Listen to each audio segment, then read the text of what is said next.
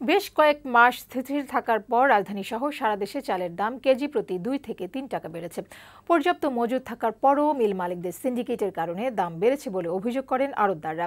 আর অভিযোগ অস্বীকার করে মিল মালিকরা বলছেন ধানের দাম বাড়ার কারণে বেড়েছে চালের দাম। তবে এই মৌসুমে চালের দাম বৃদ্ধি যৌক্তিক নয় বলে মনে করেন অর্থনীতিবিদরা। বাজার নিয়ন্ত্রণে রাখতে তদারকি বাড়ানোর পরামর্শ দেন তারা। ইউসুফ রানার প্রতিবেদন।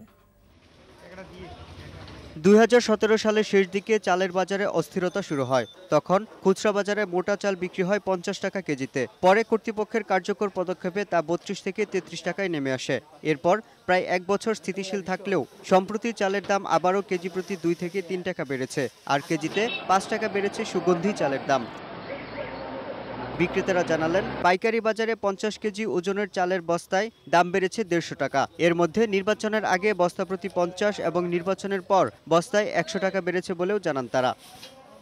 ফলে খুচরা বাজারে মোটা চালের দর উঠেছে কেজি প্রতি 35 থেকে 36 টাকা। অন্যদিকে গুটি ও স্বর্ণা চাল বিক্রি হচ্ছে মানভেদে কেজি প্রতি 45 থেকে 46 টাকায়। এছাড়া ভালো মানের সরু মিনিকেট চাল কেজি প্রতি 60 থেকে 62 টাকা। আর সুগন্ধি চালের দাম 2 দফায় কেজিতে 5 টাকা বেড়ে 90 টাকায় উঠেছে।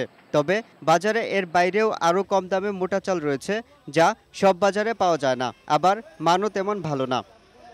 পর্যাপ্ত মজুদ থাকা সত্ত্বেও মিল মালিকরা কারসাজি করে চালের দাম বাড়িয়েছে বলে অভিযোগ করছেন আড়তদাররা। দাম বাড়িয়েও চাল সরবরাহে মিল মালিকরা গড়িমসি করছে বলেও অভিযোগ তাদের। চালের বাজার গত 10 দিন যাবৎ প্রতিদিনই একটু একটু করে বাড়তেছে, কিন্তু সেটার কোনো সুনিশ্চিত কোনো কারণ আমরা দেখতেছি না।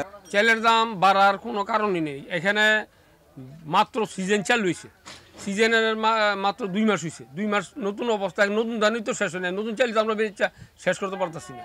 দেশে বন্যা হয় নাই, কিছু হয় নাই, এই মেলেরা সিন্ডিকেট করে চাউলের দামটা বাড়ায়। সিন্ডিকেটের অভিযোগ অস্বীকার করে মিল মালিকরা বলছেন, ধানের দাম বাড়ার কারণে চালের দাম বেড়েছে। বর্তমান বাজারে ধানের আমদানি একটু কম, আর ওই ধানটা আমদানি কম হওয়ায় ধানের দাম বৃদ্ধি পেয়েছে একটু।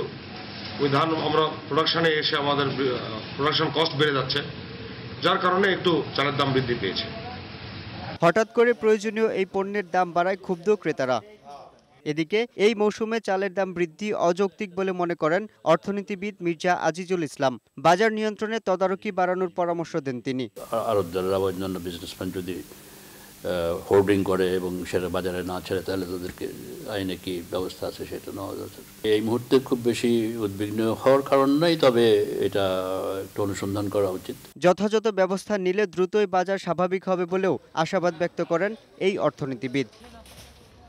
ইউসুফ রানা, বৈশাখী সংবাদ, ঢাকা।